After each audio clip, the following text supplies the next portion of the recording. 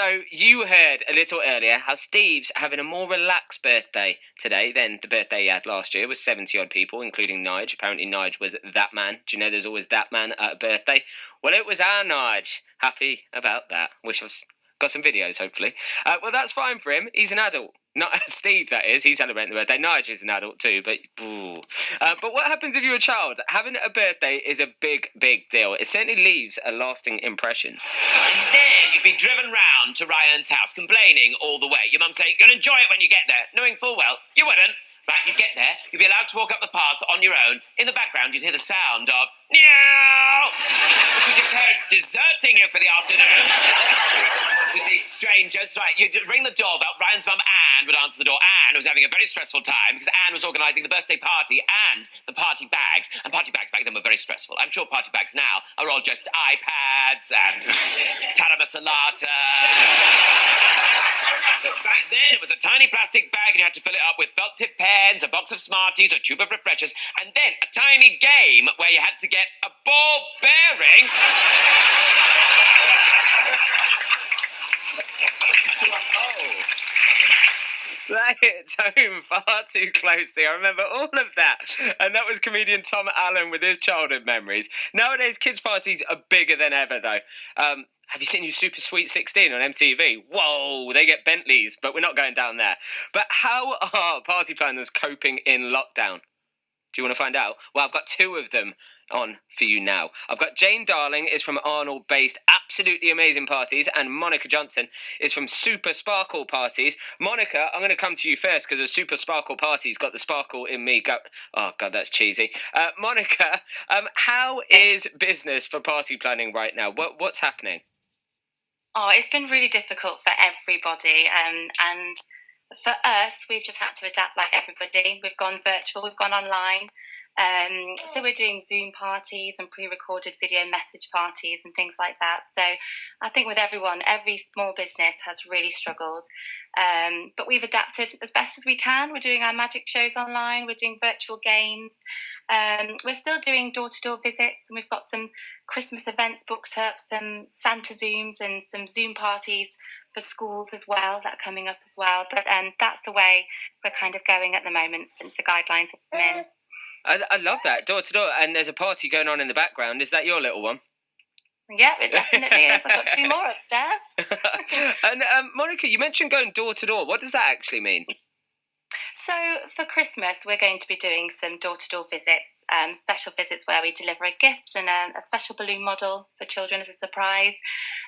We're also doing a performance. So we do a lot of storytelling and magic in our party style. So at Christmas, we're offering a shadow puppet performance in your own home. So we are allowed to go in if it's up to 6, including us. But the rest of the time, yeah, we're Zooming most of the time at the moment. That's right, though, adapting. And I think, as you mentioned, all small businesses are doing that right now. Jane Darling from Arnold-based Absolutely Amazing Parties, is that something you were doing as well, just adapting and going online? Yes, it's something we've done with quite a lot of success, actually. We've done virtual parties all over the world, from New Zealand to Switzerland to the UK. So it's been great from that aspect.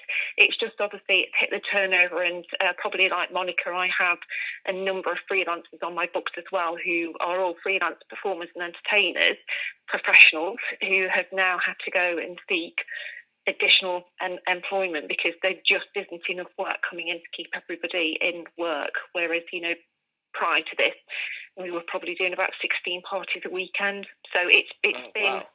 Yeah, we have adapted, but it's been difficult, and it remains difficult for everybody in the performance and entertainment industry. So with the rule of 6 now coming in, is that affecting you even more from what you've been doing the last couple of weeks and months? Yes, it is. We were in a position where we were going to be able to entertain more than 6, especially in community venues and venues such as pubs and restaurants where they may be hiring out their function room. So we've had to make changes again and again. Like Monica, we've adapted our packages. We're focusing more on one-on-one visits and more on the corporate entertainment work. We're finding that there's quite a lot of pubs restaurants and cafes who are wanting to put entertainment on for children on the run up to Christmas, because a lot of children have missed out not only on their birthdays this year, but they may have missed out on their summer holidays as well, and seeing their friends. It's been a really tough year for everybody. Yeah, and you mentioned the missing out there, and I wanted to ask you about that because Steve mentioned it when we brought up birthdays and talking. We're talking about the younger kids, and I was talking about my nephew, in fact, who on his 7th birthday this year had just some family around for a barbecue, whereas last year there was kids absolutely everywhere running around in a village hall. How much do you feel for these children that are missing out, that may not understand what on earth is going on? I think it's been difficult for the children, but I do think that they have adapted a lot better than we give them credit for. Monica, I know, was just saying that she's got 3 children. We've got 4 children. We've got 3 girls who are 13. They had their birthday in lockdown. Obviously, they're a little bit older and they understand a bit more. But I think children have been a lot more adaptable to this situation than we give them credit for. I think it's us as parents and the grown-ups feeling that we've not given our children, who only turned 6 or 7 once. That's it. Once it's gone, it's gone. Yeah. You can't redo that. To be honest, I think it has hit the grown-ups a little bit more than the kids. Monica, is that something that you would agree with? It's been more the grown-ups or the grown-ups, the adults, in terms of how they feel about their kids missing out on parties and so forth, more than the kids actually missing out on them? Possibly. I think that we've all had to do things differently since lockdown came in, and I would agree with Jane. I'd say that it has been different, but actually bigger isn't always better, and sometimes that time together as a family, having things just simpler, a bit smaller, a bit more traditional, is a lesson for all of us, I think. And I've learned a lot as a parent. I've definitely had to cut back on a lot of things. My children can't go and do as much as they were doing because of our situation. But I've loved doing Zoom parties, even for one family, even a little boy and his parents, and just having that one-to-one time. Yeah. And making it really interactive. It doesn't have to be the biggest celebration. It can still be special, and I just think we've all had to do things a little bit different, and it's been a lesson to all of us, I think. Monica, can I ask you about the evolution of Pass the Parcel? And the reason I ask that is when I was growing up, I was an 80s kid, born in 86, late 80s, early 90s. Pass the Parcel was a very competitive game amongst children. However, it always seemed like everyone came away with a prize. Why was that? I have no idea. I guess we all want everyone to feel special. We want everyone to have some fun and take something away from it. But I'm sure we still can. We just have to do it. Right, that's Pass the Parcel covered. I want to bring in Jane now and talk about the evolution of party bags. You may have just heard the bit from the comedian Tom Allen, who was saying there's iPads in party bags these days. But I imagine party bags were no longer... What did I used to get? You get one toy, you would get Smarties, and usually something to draw, maybe some crayons. Is it still similar? It is, actually. There's no difference. And in fact, from an environmental point of view, a lot of these party bags have things in that probably won't get used. So I tend to encourage parents now to give one thing that's a bit more meaningful, so like a colouring book or something that they can actually use, rather than, like the comedian was saying, a little ball bearing game that probably just end up in the bin. So no party bags. I don't know any parties recently that have given away iPads. Okay, and just finally, I'm going to ask both of you this, but Jane, how confident are you about the future and parties and things getting back to, somewhere where you can have a party at some time soon?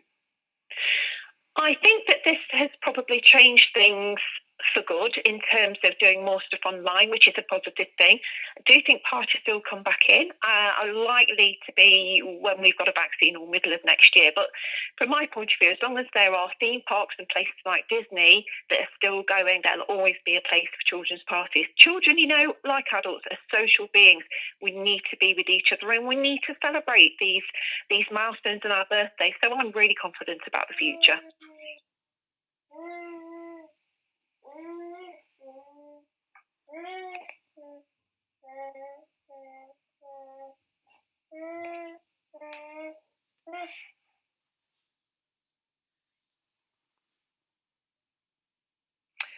We'll try and go back. Monica, are you there this time?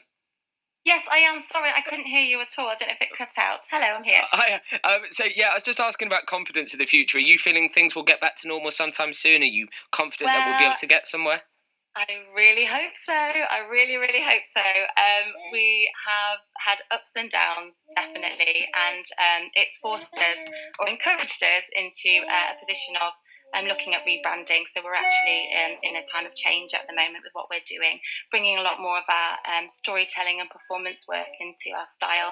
So I hope, that's all I can say, I hope that, as Jane says, people still want to celebrate, they want to be together, they want to have a good time.